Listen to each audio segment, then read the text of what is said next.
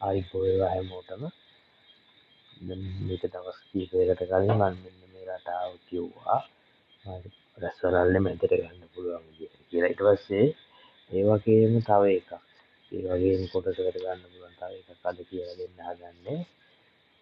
එතකොට මේක හරි මම මේක කොටස් 12කට බෙදවුවා. එතකොට 1 2 3 4 5 6යි 7යි 8යි 9යි 10යි 11යි 13යි කොටස් 12කට බෙදලා තියෙනවා මම. එතකොට මේකේ මෙහෙම දෙපැත්තට කැරගෙන එකක් හදන්න යන්නේ අපි මේක 6 කෑලි දෙකකට වෙන් කරනවා. එතකොට 1 2 3 4 5 6 1 2 3 4 5 6. එතකොට මෙතන 6ක් ගියා 6. එතකොට 12කට අරන් තියෙනවා. හරිද? ඊළඟට පටන් ගන්නවා මෙන්න මෙතනින්. හරි ඊළඟ එක මේක. හරිද? ඒ කියන්නේ පළවෙනි එක මෙතන දෙවෙනි එක ඊළඟට තුන්වෙනි එක ඉන්නේ එතකොට මේක හතරවෙනි එක ඉන්නේ මේක පස්වෙනි එක මේක හයවෙනි එක මේක. හරිනේ. එතකොට 1 2 3 4 5 6 මෙහෙමත් රවුම් 6යි තියෙන්නේ. හරිද? හරි. ඊළඟට මේ 1 2 3 4 5 6 කියලා මෙතෙන් ආවා. ඒකට ඊළඟට ආයි මේක එකනේ. එතකොට මේක මෙතනින් පටන් ගන්නවා. මේක රවුමක් දාන්නම්. 1 2 දැන් දෙවෙනි පීලිය දෙවෙනි එක වෙන්න ඕන. 1 3 4 5 6. හරි. එතකොට මේක යාවෙන්නේ මෙහෙම.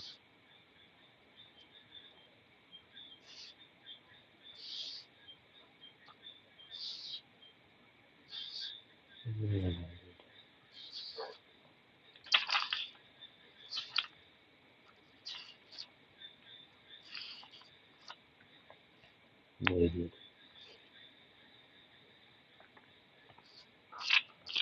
හරිද? එකක් තියෙනවා. මේ විදිහට මෙහෙම එන්න ඕනේ. දැන් ඊළඟ ටික යන්න ඕන මේකෙන් මේ පැත්තට. එක දෙවෙනි එක. එතකොට මෙහෙම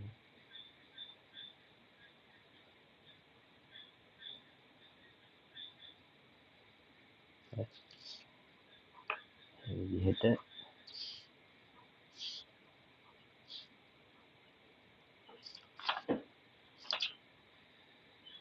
එතකොට මේකත්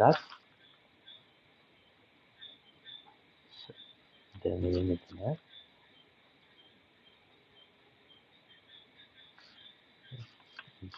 මුලින් ඉඳලා වැඩ ඉඳලා මොකක් කරමුකෝ.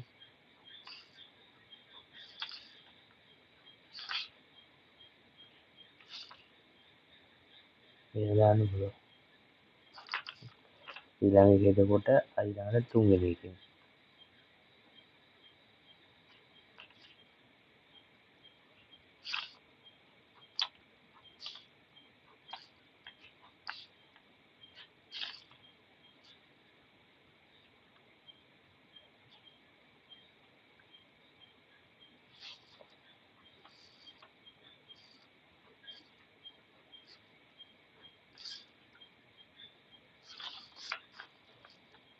ඊළඟට මෙතන පස්වෙනි එක.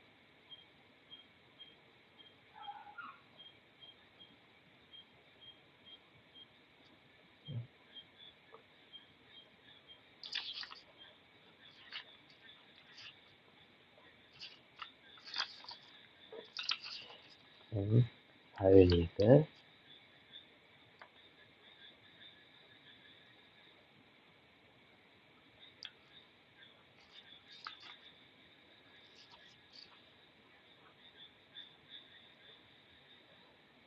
ඔය විදිහට එයාලට හොඳට පේන ඇති දැන් මේ රවුන්ඩ් ආපු ටික දැන් මේ මෙතන එක කියලානේ තිබ්බේ. මෙතනින් පටන් අරන් මේ මෙතන ඉඳලා ආවා.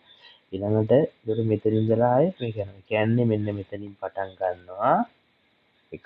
අනිත් එක පටන් ගන්නවා ඒ කෙලින්ම අනිත් පැත්තේ. හරිනේ?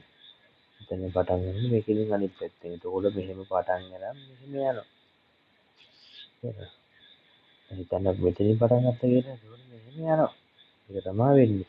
ඒක තමයි මේ රටාව යන විදිය. හරි මේක දැන් මම මේ ටිකක් මාක් කරගත්තා.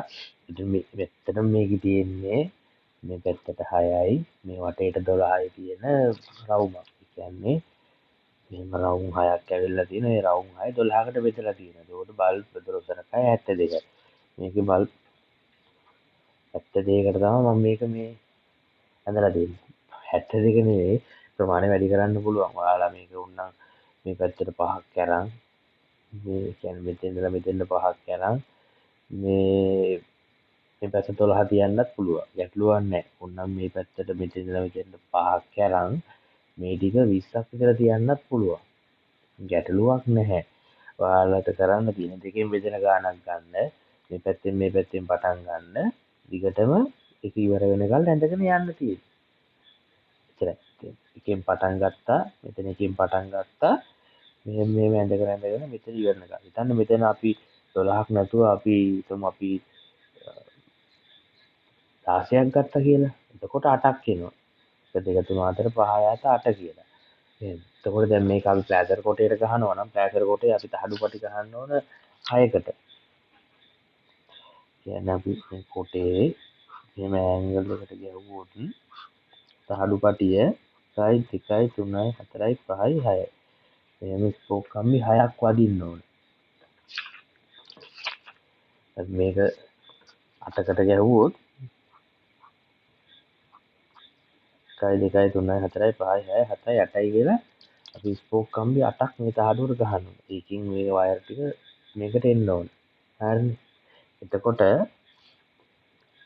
අපි මේ රවුම බෙදෙන ගාන තීරණය කරගන්න අපි මේ ප්ලාස්ටර් කොටේ මේ ගාන ස්පෝක් කම්බි ගානක් බලන්නත් එක්කම අපි හිතමු අපිට මෙතන අපි මේක මෙහෙම එළිය 30කට බෙදුවා කියලා.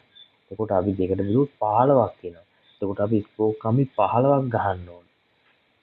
එහෙම වෙනවා වෙලාවල් තියෙනවා. කියන්නේ අපි හිතන්න පොඩි රැස් වලල්ල නේද ලොකු රැස් වලල්ල එක මේක දැම්මා කියලා ලොකු එක. එතකොට අපිට බල්බ් ගොඩක් දාන්න පුළුවන්. එහෙම වුණාම අපිට කරන්න පුළුවන් දෙයක් තමයි අපි දැන් මේක මෙතන එක මේක එක කියලා එහෙම පටන් අරන් අපි මේ ගත්තනේ. ඒ ඉඳලා 6ට මේ 12 ගත්ත හින්දා අපි හිතමු මේක අපි 4කට බෙදුවා කියලා. එතකොට එකේ ඉඳලා 6ක් යනවා ඊළඟට ආයෙ තව 6ක් යනවා ඊළඟට තව 6ක් යනවා තව 6ක්. ඒ කියන්නේ අපේ මේ රවුම එක ඊට පස්සේ මෙතන 6ට ආවනම් ඊළඟට ආයෙ මෙතන එකේ ඉඳලා මෙහෙම 6ට ගියා ආයෙ එකේ ඉඳලා 6ට ගියා ආයෙ එකේ ඉඳලා මෙතන 6ට ආවා. මේ වගේ කොටස් කීපයකට ගන්න පුළුවන්. අරන් මේ හැඩේ අපි අඳින්න තියෙන්නේ එහෙම.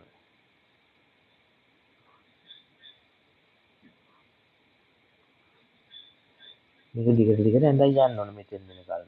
එතකොට මේකේ මම පෙන්නපු එකේ මේකේ 2ක් යනවා මේකේ 4ක් යනවා. ඒක ප්‍රමාණය වෙනස් කරගන්න පුළුවන්. හරිද? එතකොට දැන් මේ අඳුර ගන්න ලේසි වෙන නිසා මම මේකේ කතිරයි රවුමයි දැම්මේ. ඔයාලට දෙකට බෙදිච්ච එක දැන් අපි හිතමු මේ විදිහට බල්බ් ටික දාලා තියෙනවා කියලා. එතකොට අපි අයිනකින් හෝ මැදින් පටන් ගන්න ඕනේ. අපිට ගොඩක් වෙලාවට ලේසි අයිනෙන් පටන් ගන්න එක. ඒකට අයිනෙන් ඉඳලා මැදට ඇඳගෙන යන එක යන්නේ ලේසි. මෙහෙට එනවට වඩා. එතකොට දැන් මේ ඉතුරු වෙලා තියෙන ටික ඇන්දොත් අපි හිතමු අපි මෙන්න මේ මුකුත් මාක් කරලා මෙතනින් පටන් ගමු. එතකොට මෙතනින් ගත්තා නම් අපි දැන් රවුම මේ පැත්තට යනවා නම් මේ පැත්තෙන් මාක් කරලා මෙහෙට යනවා නම් මෙහෙම. දැන් මේ කියන්නේ මෙහෙන්නේ. එතකොට එළියෙම රවුම මෙතනින් පටන් ගත්තා නම් ඊළඟ එකේ කියන්නේ මේ පිටත රවුමෙම මෙහෙට ආවොත් ඊට යට එක දෙවෙනි එක. ඒ කියන්නේ මෙන්න මේක. ඒ කෙලින්ම මෙහෙට આવොත් ඒකට යට එක. හරි. මෙහෙම දිගට ඒක ඇඳ ගන්නයි තියෙන්නේ. හරිද? ඕනනම් අපිට ඒ රටාවම මෙහෙට දාන එක අනිත් පැත්තට දාන්නත් පුළුවන්. ඒකම තමයි එකම පැත්තටම මේ ඇඳලා තියෙන දෙකම. ඔයාලට ඕන නම් මේක මෙහෙම දාන්න නැතුව මේක මේ පැත්තට දාන්න පුළුවන්. එහෙම කරා කියලා ලොකු වෙනසක් එන්නේ නැහැ. මේ හැඩේ දෙපැත්තට මාරු වෙන එක විතරයි එන්නේ. හරි. අපිට දැන් මේක අපිට ඕන නම් තව ක්‍රමයක් තියෙනවා. අපිට මේකේ දැන් අපි මේක පිළියකට එක ළඟ බල්බ් එකයිනේ දැම්මේ. අපිට මේක බල්බ් දෙකක් දාලා රටාව එක ළඟින් මාරු වෙලා යන විදිහට දෙපැත්තම දාන්නත් පුළුවන්. හරිද? මම ඒක ඊළඟ වීඩියෝ එකෙන් පැහැදිලි කරන්නම්. මම හිතනවා මේක පැහැදිලි ඇති කියලා. අහන්න ප්‍රශ්න තියෙනවා නම් ලෑසර් කොටේ ටයිමර් කොටේ ගැන මම කියලා දෙනවා. දැන් මම මේ මැද රවුමට දාන්න පුළුවන් නැත්නම් දෙකක් කියලා දුන්නා. කලින් එකක් කියලා දුන්නා. මේක ඒ වගේම මේක. හරිද? ඔයාලා මේ මැද රවුමට මෙන්න මේක මම මේක එදා බෙදුවේ 24කට. ඔයාලා හිතන්නේ මේ 24කට මේක දැම්මා කියලා. එතකොට මේ දෙකම නිව්ට්‍රල් පේස් කඩන්න පුළුවන් විදියට කියන්නේ මේ පැත්ත මෙන්න මේ හැඩේ පේස් එකකින් කඩලා කියන්නේ ධන එකකින් කඩලා මේක ඍණ එකකින් කරන්න පුළුවන්. එතකොට තමයි අපිට ටයිමර් කොටයක් ඕන වෙන්නේ. නිව්ට්‍රල් එකකින් වැඩ කරනකොට ධන එකේ කියන්නේ පේස් එකේ දිගටම කරන්ට් එක තියෙන්න ඕන. එහෙම නැතුව අනිත් රටාවට යනකොට අර ලයින් දෙක මාරු වෙන්න ඕන. ඒකට තමයි ටයිමර් කොටේ පාවිච්චි වෙන්නේ. තව රවට්ටක් කීපයක් කරලා කියලා දීලා ටයිමර් කොටේ සැකර් කොටේ ගැන කියන්නේ සැකර් කොටේට ටයිමර් කොටේ සම්බන්ධ කරන හැටි ගැන විස්තර කරන්නම්. හරි. මම හිතනවා ඔයාලට මේක පැහැදිලි ඇති කියලා. ඊළඟ වීඩියෝ එකකින් හම්බෙමු.